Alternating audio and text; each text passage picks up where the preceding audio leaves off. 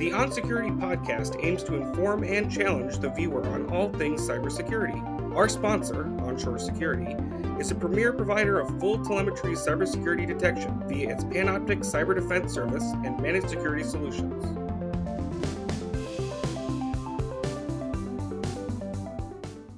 Hi, everybody. Welcome again to the onShore Security podcast. I'm Stel Valavanis, the CEO of onShore Security.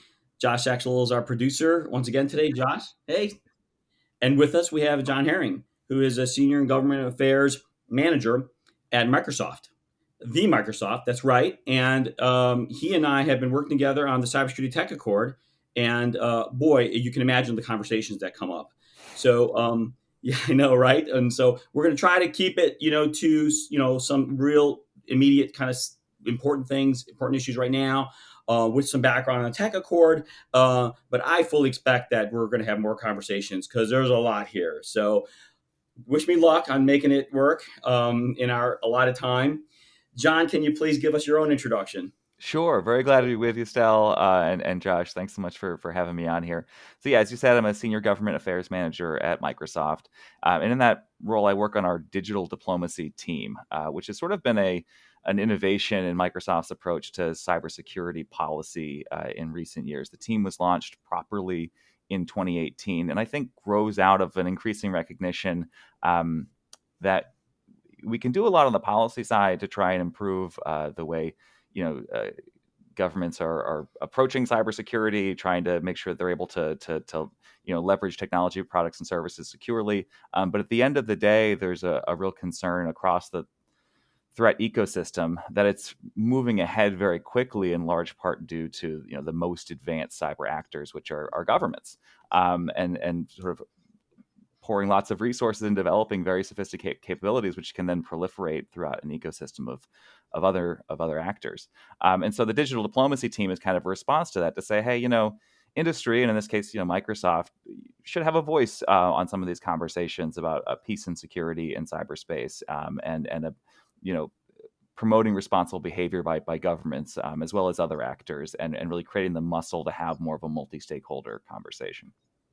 I mean, I can't say how impressed I am by Microsoft, who, has this whole history of just leveraging its, strength in the corporate world, whatever. And now here we are, something that in other organizations, the title would mean, well, this is a lobbying group, instead gathers together all kinds of industry players, big and small, to be a unified voice, for policy. I mean, I was extremely excited when this first came up to me a couple of years ago, and just seeing the work happen so far.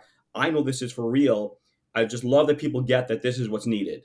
A unity in the organization, that goes forward to policymakers and to the industry widely. So thank you for this, and thank you to Microsoft for doing so.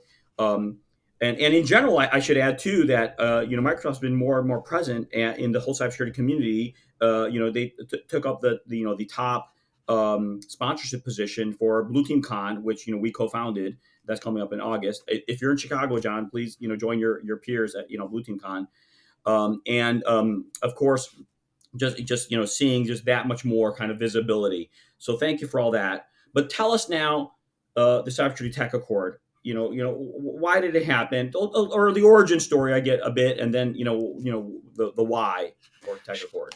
Sure. I actually think the Cybersecurity Tech Accord is dovetails really nicely with me trying to explain what my team does at Microsoft, because it is kind of, I think, a logical, at least the way we conceive of it, a logical outgrowth of those same motivations, which is to say there are conversations that need to be had on peace and security in cyberspace that need to include a broader set of stakeholders than just governments.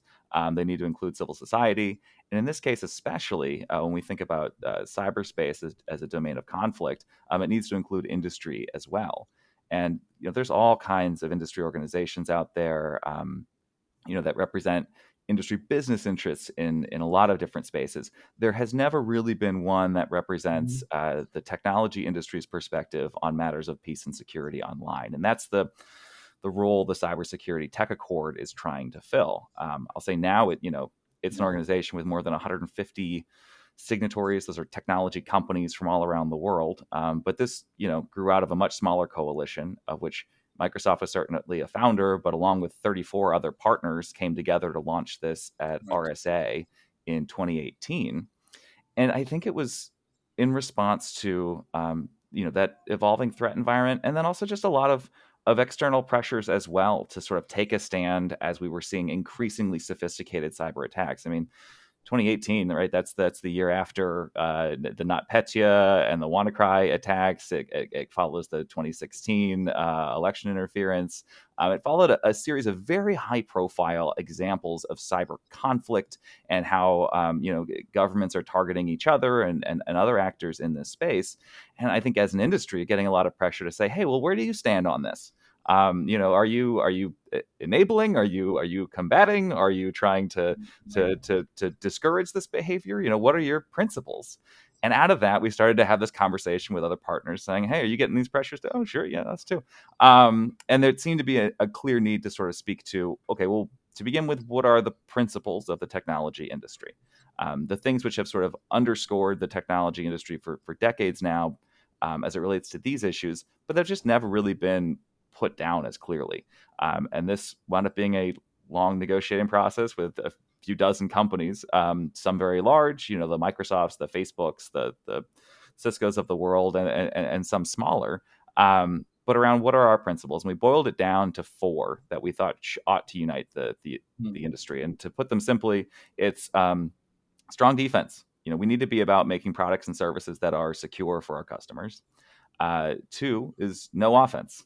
As it relates to all of this escalating threat environment, we are not about corrupting benign or peaceful technology products to harm customers of our own or anybody else's anywhere in the world. It's not something that is in our business model. And then 3, we need to be doing more together, collective action, and that really is to the core of why we needed this coalition. And then 4 is capacity building, making sure that we are doing more to support other organizations as well as other governments, and making sure they're able to stand up to an escalating threat environment.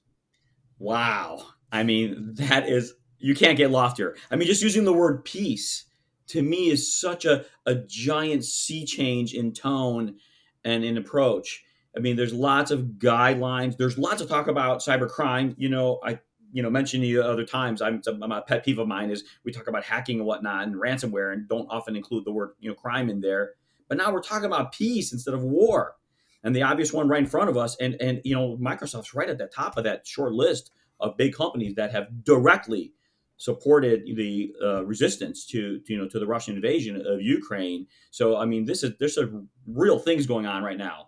Give me your best examples. Tell me your examples of. Well, I mean, we can't not talk about the Russian invasion, of course, but where the tech accord has also done something that was a clear, strong message to the powers that be.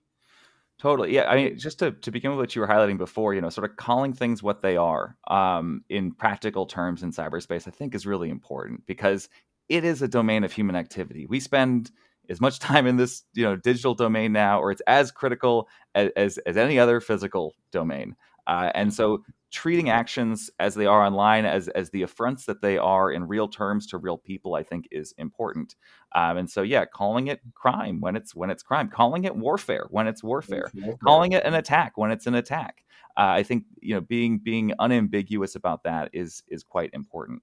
The tech accord tries to plug in across a number of different spaces, and I think we have most notably done that perhaps within the auspices of the United Nations, where there have been, since our inception, 3 now working group dialogues that have historically been just among states, focused on peace and security in cyberspace. What should states be allowed to do? What should they not be allowed to do? What are the norms for responsible state behavior online?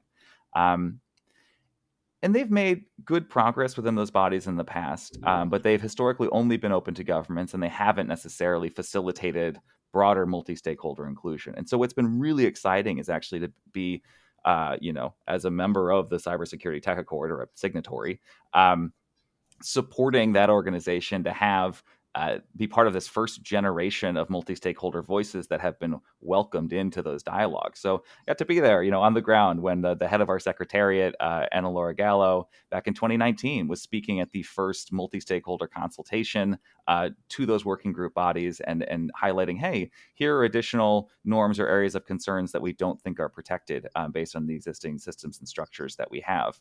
And here are the priorities we have as it relates to capacity building. I think that was a particularly powerful moment, and I think awkward for states and other actors who were or other and non-state actors who were in the room and having this conversation because they just hadn't spoken to each other in that way. But it's been really exciting to work with this organization while those dialogues have themselves developed. Do you think that we're going to get a shot at being the go-to, perhaps? Maybe that's too much to ask for some of these, especially non-U.S. governments. Look to us for guidance, for visibility into their efforts, things like that. I mean, I know Paris seems to come up often as far as a place where there's some dialogue, but that's it from what I'm seeing. Tell me more. Yeah, I think that's been another really encouraging element of having been part of this organization since the get-go, and since it's sort of grown into what it is now, is there is increasing recognition that this is a group of fairly authentic partners, or a fairly authentic coalition that is trying to push for greater peace and stability in cyberspace. And so we've had a number of governments in recent years reach out to basically say, can you partner with us on X, Y, and Z? I think it was 2 years ago, maybe 3 years ago, that we were providing consultation to the UK's Foreign Development and Commonwealth Office to develop a paper on what could cybersecurity awareness initiatives and campaigns look like in domestic contexts throughout the Commonwealth of Nations. That's 50 plus nations, where we did a fairly detailed analysis on, okay, what awareness programs are in place? What do we think should be the major bricks from an industry perspective for a good awareness campaign? And what's a set of tools that various governments can sort of take and run with? Applicable not only to those governments, but others around the world as well, at sort of every economic development level, across a wide range.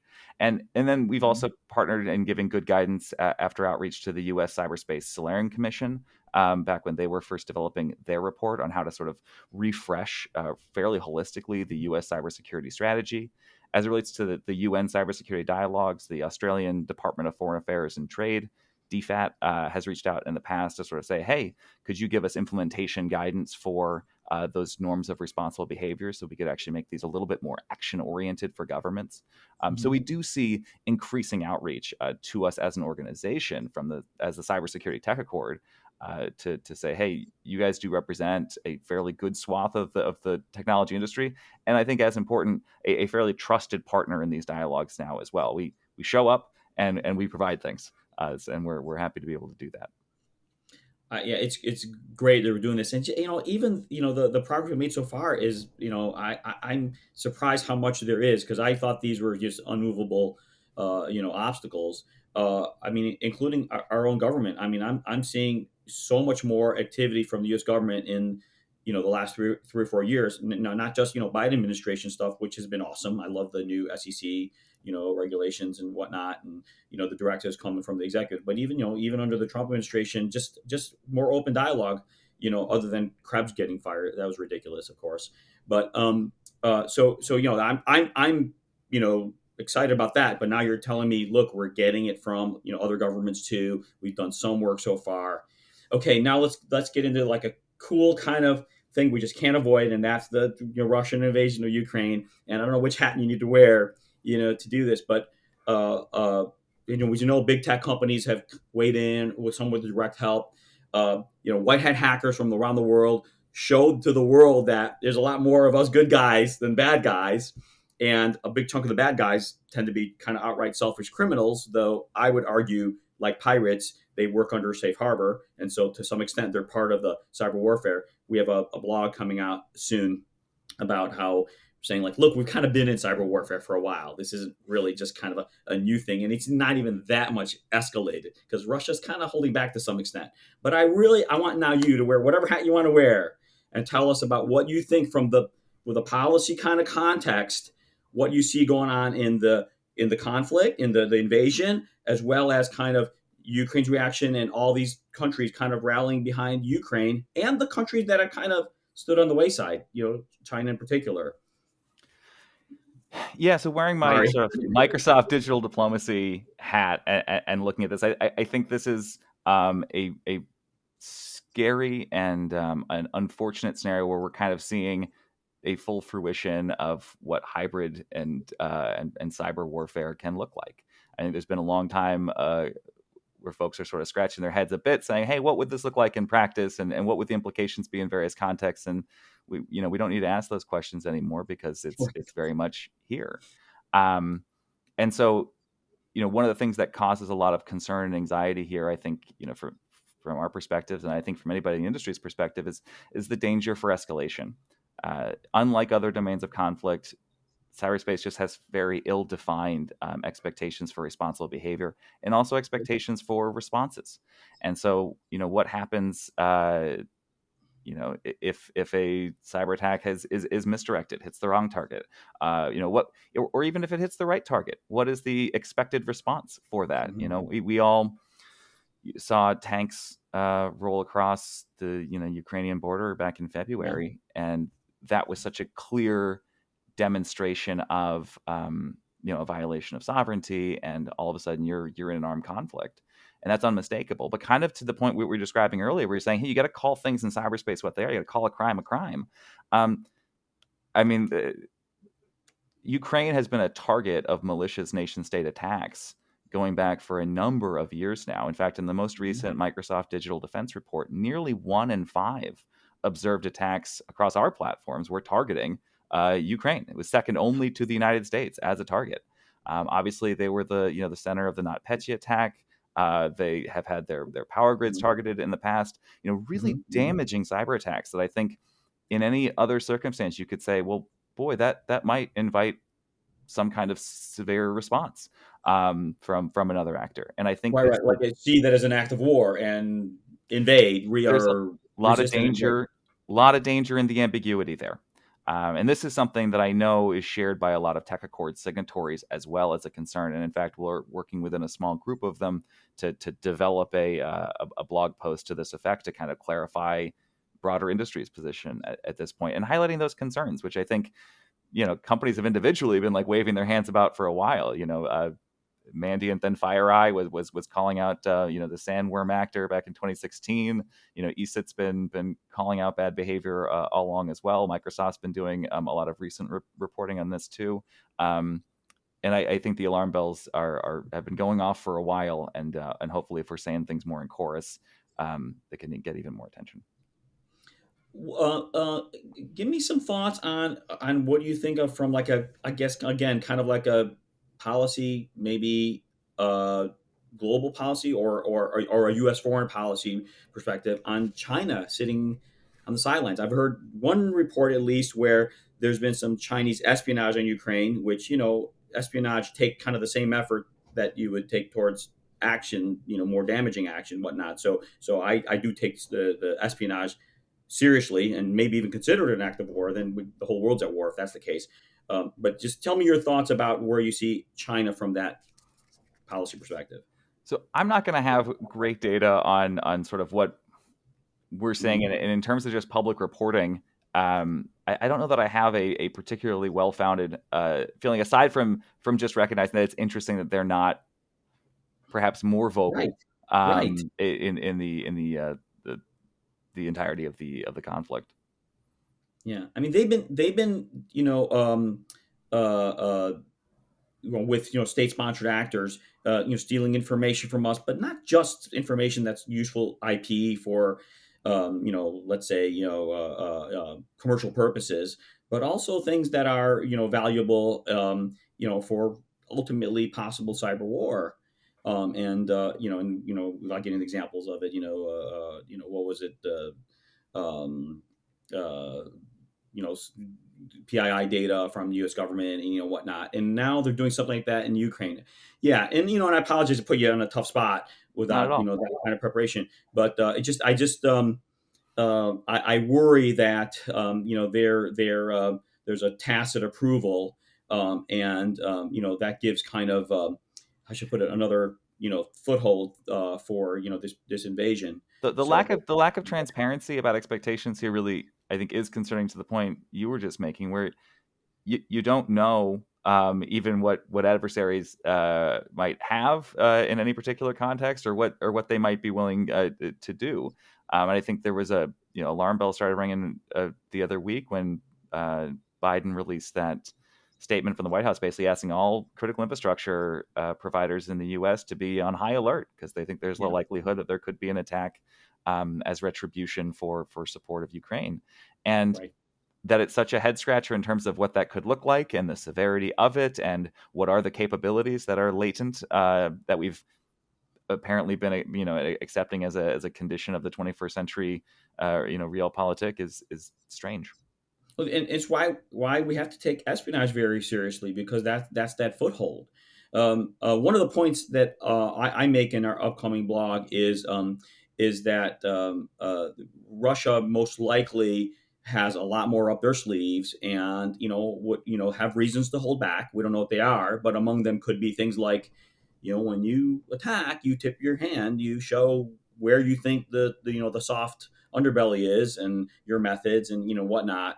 So, I just want to take these things seriously. And even if someone wants to argue with me that they can't be called war, I, think that my point is still, strong there. And this is And why I mix China into the equation. Sorry. And it speaks to the need to find ways to reduce tension so that there aren't these kind of lingering suspicions. And thinking about a top priority that the Cybersecurity Tech Mm, Accord has been pushing since 2018, so for the last 4 years, is this idea of vulnerability equities processes. And if listeners are unfamiliar, these are policies that governments would adopt to be clear what they do when they come into possession by one form or another of some kind of cybersecurity vulnerability, whether it's in hardware or mm, software or anything else, to say, hey, is there a process in place to review whether or not you will keep and retain that vulnerability to create an exploit? And as important, is there a process in place by which you would then disclose it to the vendor to be solved? And is there sort of an express desire to have a default towards disclosure to improve the entire yeah. cybersecurity ecosystem? I know the U.S. has a policy to that effect, as does Britain and a number of other nations now. Although it's certainly not, I think, a dominant trend in global policies at this time. But those are the kind of confidence building measures between countries where you can start to say, okay, I have some sense of at least the math you're doing in your head about when you would retain, why you would retain, and that you are more often than not choosing to disclose that to make sure vendors are able to keep their users and customers and citizens everywhere safer online. And even if it's not everything we want, just having that much more transparency about what to expect makes a big difference. And maybe we can be a little bit reasonable and get more Chinese companies and Russian companies who ultimately can put pressure on their governments, or Israeli companies for one. The whole Pegasus thing, bugs me. Why can't we have good agreements from us to keep peace?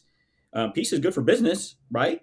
So, anyways, this is wonderful, and there's so much more to talk about. I know we'll probably spend more time in conversations prepping even than we have time here. It's just there's so much to talk about. So hopefully we'll find time again. But I have to thank you so much for taking the time out for this talk, because this is among the most important issues. And if that wasn't realized before, it should be realized now. So thank you, John, and hopefully we'll have you again sometime soon. Hey, so glad to be here with you, and thanks so much for having me. All right. Well, that's it for our show. See y'all next time.